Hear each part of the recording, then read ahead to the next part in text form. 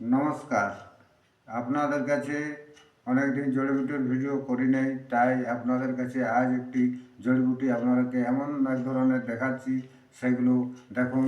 এইটার নাম হচ্ছে হত্তকি, আর এইটার নাম হচ্ছে আমলকি, এইগুলো হচ্ছে বড়া।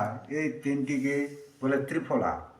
এইগুলোর উপকারিতা কী, কীভাবে সেবন করবেন, এগুলো আপনাকে সবার শোনাবার চেষ্টা করছি এবং দেখানোর চেষ্টা করছি কিভাবে আপনারা এইগুলো সেবন করবেন, কখন সেবন করবেন, কিভাবে এগুলো খেলে আপনারা উপকৃত হবে।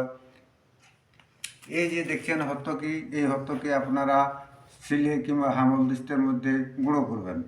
আমলকিকেও এইভাবে হামলদিস্তার মধ্যে গুঁড়ো করবেন এবং এই ইয়াকেও বড়াকেও হামলদিস্তার মধ্যে প্রত্যেকটাই আলাদা আলাদা আপনারা এইগুলো গুঁড়ো করে আপনারা রাখবেন। গুঁড়ো করে রাখার পর তারপর সেগুলো প্রত্যেক দিন সন্ধ্যাবেলা আপনারা 1 চামচ করে, ওই হত্তকির 1 চামচ দিবেন, আমলকিটা 2 চামচ দিবেন, আর বড়াটা 1 চামচ দিবেন। 1 গ্লাস জলের মধ্যে এগুলো ভিজিয়ে দিবেন।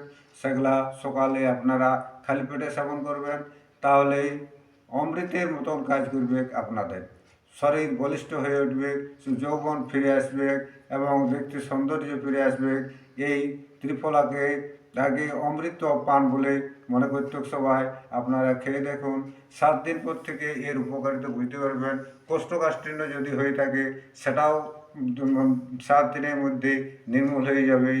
এই পেটের যে সকল সমস্যাগুলো মানুষের থাকে এবং পেটের মধ্যে যে সকল ইয়েগুলো থাকে সেগুলো 7 দিনের মধ্যে উপকৃত, পায়খানা পরিষ্কার হয়ে যাবে এবং যৌবন দীর্ঘস্থায়ী হয়ে আসবে। আপনারা এগুলো নিয়মিত খাওয়ার চেষ্টা করুন প্রত্যেক দিন সকালে। আর যদি কারো পেচ্ছাপের কমপ্লেন হয়ে থাকে তাহলে তো এর উপকার খুবই বেশি। আপনারা এগুলো নিয়মিত খান, যেভাবে বললাম সেগুলো নিয়মিত খাওয়ার চেষ্টা করবেন। অবশ্যই এর কার্যকরী গুণ আপনারা বুঝতে পারবেন। এই জড়িবুটি আশেপাশের মধ্যে পাওয়া যায়, বাজারের মধ্যেও পাওয়া যায় এবং কোনো কোনো জায়গায় জঙ্গলের মধ্যে গাছ আছে, সেই গাছগুলোর থেকেও আপনারা সংগ্রহ করতে পারেন এবং বাগানে বিভিন্ন জায়গায় বাগান করা আছে সেগুলো থেকে সংগ্রহ করতে পারেন, কিংবা বাজারের বিভিন্ন দোকানের মধ্যেও এগুলো পাওয়া যায়। এগুলো কম পয়সার মধ্যে এমন সুন্দর একটা অমৃতের মতন জিনিস আপনারা পাবেন এবং খেয়ে দেখুন এর উপকারিতা কী, তাহলে বুঝতে পারবেন। নমস্কার। এই ভিডিও যদি আপনাদের ভালো লাগে থাকে সবাই লাইক করবেন, শেয়ার করবেন এবং কমেন্ট করবেন। নমস্কার।